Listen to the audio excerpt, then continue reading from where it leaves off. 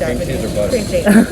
Yeah. Okay. Here I am, nice and quiet in the East Village at Thompson Bagels. I'm eating a bagel and this man, I guess he saw that I was Chinese or assumed I could have been Korean. So he's like, Chinese, go back or whatever, coronavirus. And this has never happened to me since middle school, I would say. Normally, I would probably scream at him. I kind of just absorbed it. If we had an energy and it was all filled, why do I need to take away some of mine and bring it there? I wouldn't ever get it back. And I understand that, like, as I get older. But yeah, it was horrible. What would you have done differently? If I you had really thought about attacking Really? him. Yeah, and I have total capabilities. I know that. I boxed for 6 years, but I didn't. And I saw everyone in the bagel shop, they knew I was eating outside. They all peeked out the window like this. Man sitting next to me, quietly reading his book, put it down, looked at the guy, looked at me, looked at the guy, then looked at me like, what is she gonna do? And I actually felt the power and the fuel of the people. I would have made a single move. Everyone would have supported me. I never felt that before. I felt that. Well, that's great because for the longest time, I mean, I'm sure you've seen those videos of Asian people getting attacked. It seemed like most people were just bystanders and no one was going to help. But since you felt that the people around you were going to help, that's a good sign. It's a good sign of change that's happening. If they were really educated about what a virus is and its complexities and how a virus travels, they would never blame it. Exactly. Thank you for talking to us, sharing your message. It's really important for people to hear this. What's fascinating about your story is that you kind of had a rediscovery period where you went back to China, you saw your relatives, you saw those traditions, and now you feel more whole and are proud to be Chinese and really showcase your culture and promote the community. You're American, but you're also Chinese American and you're not letting go of that culture. I think it's really important, so thank you so much. Thank you. This place, like Maison Cafe, this is real local. So that's the sticky rice for a holiday called Dragon Boat Festival. Yes, Dragon Boat. See the boats right here. Everyone eats this for the holiday. Okay, so what is Dragon Boat Festival? Or in Mandarin, Tuan Wu Jie. Check my tones on there. With all these ancient Chinese stories, there's many legends and there's different types of stories. So this is one of the most popular ones. So during the Warring States period in China, there was a poet named Qi Yuan who is very famous, very respected, but he was exiled. He decided to take his life and drowned in the river. As a result, the people, in order to commemorate his death, sailed out on the boats or the dragon boats to scare away the fish and the evil spirits. And they also dropped zhongzi or sticky rice dumplings into the water so the fish would not eat his body. Now bringing this back to modern times, in a lot of Chinese cities, they have like a dragon boat competition. Like in Hong Kong, they always have a dragon boat competition where you have different teams. It's like rowing and different teams try to sail out and reach the checkpoint. So it's pretty cool. It's a good story. I like this story. So what are zhongzi? Zhongzi are sticky rice dumplings that are formed into either a triangle or rectangle shape, and they're wrapped in a bamboo leaf and steamed or boiled. They're kind of like a Chinese tamale because the bamboo leaf really gives a nice fragrant flavor to the zhongzi. It's kind of like the corn husk for the tamale, and it's filled with different flavorings. And if you go to different parts of China, they have several different fillings, but a couple common fillings would be salted egg yolk, pork, types of beans, mushrooms, and then they have sweeter versions that have red bean as well as Chinese dates. It's very diverse. I went to Shanghai last year and I noticed, comparing it to more of the Guangdong style zhong that we have in New York, the Shanghai one had more of a richer soy sauce flavor. So there's just subtle nuances, but try it out. It's delicious. Both of us got dong yin yuan, which is basically a half coffee and half tea mix. Like so yin good. and yang. Yin and yang, Yin exactly. and yang. That's what it means. Maison Cafe on Pell Street. Good stuff, good stuff. What do you think about it, Michael? It's great, it's refreshing. I like coffee, but it's a nice sweet treat on a hot day. On a hot day like this. We Perfect. just eat so much, so. I'll take this over bubble tea any day. A lot of you guys might disagree. My parents and my grandparents, we've been here a couple of times. Their food is very, very good. It's traditional Thai Chinese food. Roast small pork. It's not small. Wow, they got a new location. Look at that. Best dumplings, soup dumplings you'll find in New York City, Joe Shanghai. Right? There's a Malaysian restaurant. Let's go. Used to be restaurants. Okay, yeah, this is still open. West New Malaysia. This restaurant's good. The price of incoming food increased. They can't seat the people in the restaurant. Nice fish noodle house. Oh, this is Swan Chai Sun Choi, Chinese sauerkraut fish. Passing through Jin Feng restaurant, dim sum parlor. I think it seats over 300 people. You take an escalator up. It's a classic, iconic New York restaurant. If you have a friend that comes to New York City and wants to eat dim sum, you take them to Jin Feng. Shanghai restaurant right here. Shanghai Asian cuisine. I just went to Shanghai like a year ago, and I think what's unique about Chinatowns all over the world, they take food from these different regions of China and it's kind of preserved in time. How they were making the food maybe 20 years ago is still how they're doing it now. They don't have new, younger generation kind of changing everything and adapting it. But when they first came here, General Tso's chicken and those items were made to accommodate the palate of the Westerners. A lot of that stuff is new and it's created here. There was a very famous dim sum restaurant here called Golden Bridge Hotel 50 Bowery. It's one of the newest hotels here in Chinatown. It just opened 2 years ago. Rooftop bar called The Crown. I'm sure some of you guys have been here. I've been here several times. It's free admission to go up there. Beautiful views of Manhattan. You can see the bridge, Brooklyn, Uptown, Midtown. Totally worth going.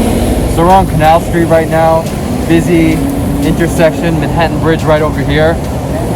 Look how, dude, it's not even rush hour. It's 3 p.m. It's 4 p.m. Yeah, this is New York City And back this on the is grind.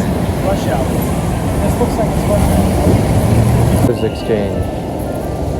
As I said in yesterday's video, Canal Street used to be the Diamond District of New York City, right? You remember Las Vegas, Michael? Yeah. We had to take a 15-minute cab ride in Los Angeles. You have to drive about half an hour to go to Chinatown. In many different cities, Chicago, Chinatown is on the red line all the way south, almost near the south side of Chicago. But I think in New York and maybe San Francisco, the Chinatowns are located more in the downtown areas because they're right. older. That's right. But in the newer cities, they are located more on the outskirts. And with growing number of Chinese immigrants in New York City, you have other Chinatowns as well, such as Sunset Park in Brooklyn and Flushing in Queens. On the Bowery, there's a lot of restaurant supply stores too, so you'll see a lot of restaurateurs and owners come here to buy inexpensive tools and supplies. Chinatown has it all. And if you keep walking north, a bunch of light stores as well. Bowery is known for its hardware. They have signs. Signs, neon sign stores, vending stands that are open. Every single person that I've seen so far is wearing a mask right now in Chinatown. We got this guy selling bananas out here. Bananas and dragon fruit. Essential combination. Came for the dragon fruit too. Dragon fruit. You gotta get the dragon fruit. Every immigrant community, this is like a sensitive time right now. From the neighborhood or?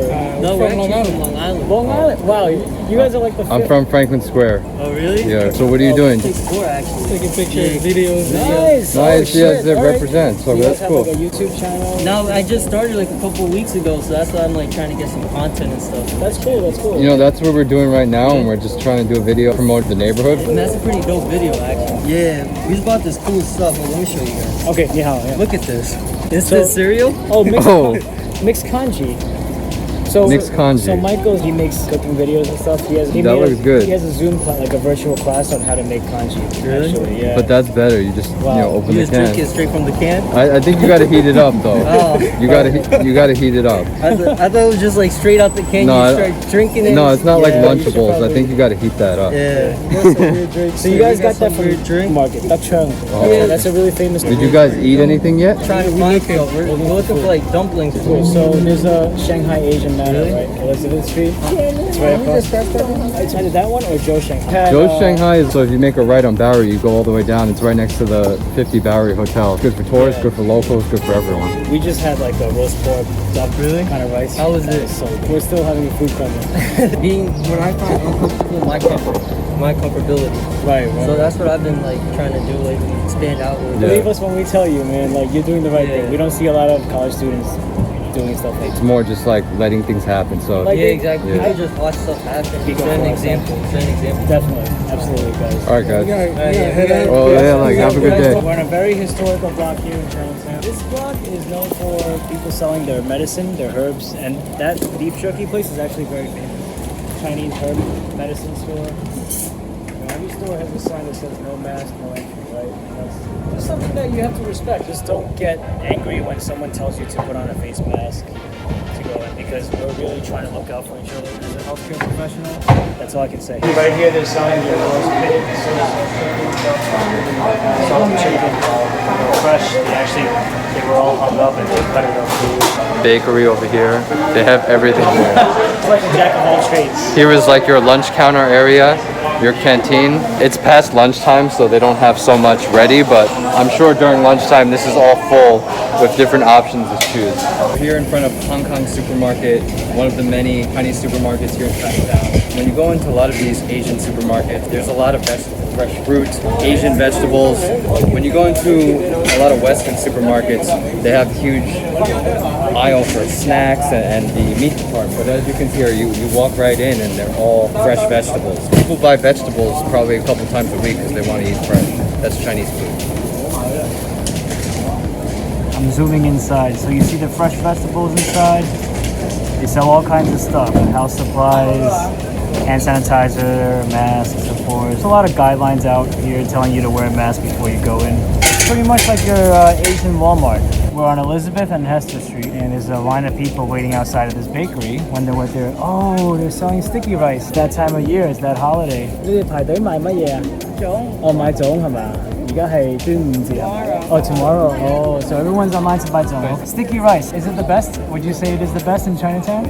I also like Maysama, but I don't want to walk all the way over to We Pell went to Street. right? That's where we bought our drinks. Is it open? I don't know. It's open, yeah, till 5 o'clock. They have everything, John. So right here is XO Kitchen on Hester and Elizabeth Street. It's another cha chan tang style kind of restaurant. So the menu here I would say is very unique because it's the only restaurant I've ever seen with photos, Chinese and English on every single dish. They have pretty much everything you can imagine. Dessert, drinks, Malaysian iced tea. $1? What? I'm gonna get one. Jeremy likes the deal.